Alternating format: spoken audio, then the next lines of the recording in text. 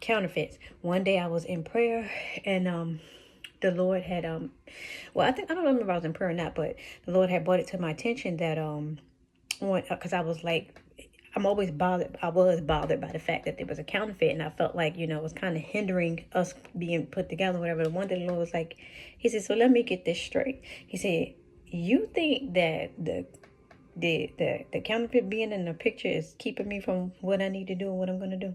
You think that I can't move because the counterfeit's in the picture?" And I just was like, He said, "She is my tool. I have her there. She is my tool. I am using her. Go look her name up." And I was like, okay. So I got on Google search and looked it up, and sure enough, her name mean tool. I was like, Lord.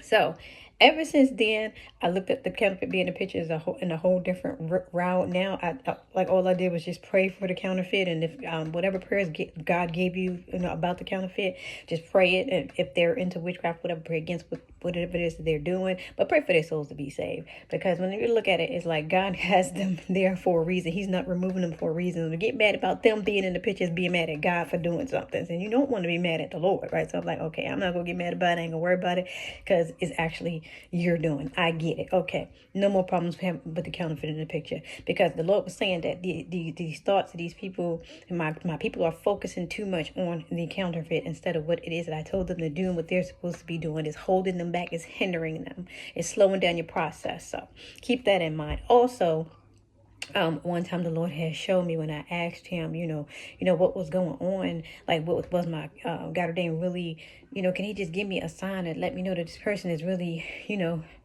even, have to, like, you're dealing with him.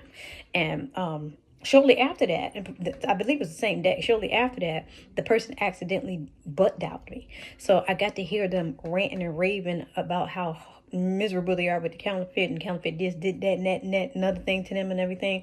And then they called me about, they didn't know I was on the phone. So after they finished, I went on and hung up, because I heard all the conversation that they was having with somebody. So the person had called me shortly after. Well, my God had called me shortly after and started talking to me like he's so happy, like everything's going good, and he about to get on the grill and cook. He don't know that I know that he was going to get on the grill, and the girl stood him, the counterfeit stood him up, and they got into it. But it was just, the devil put things up front and let us see things up front to keep urging you and pushing us to not stand, or to stop praying, or to get mad enough to stop praying, because that's what he needs you to do, is stop praying. That's the whole point. He wants the soul. He wants you to stop covering that soul. He'll find anything to get you out of your zone where you're supposed to be, following the Lord, to go against what God had called.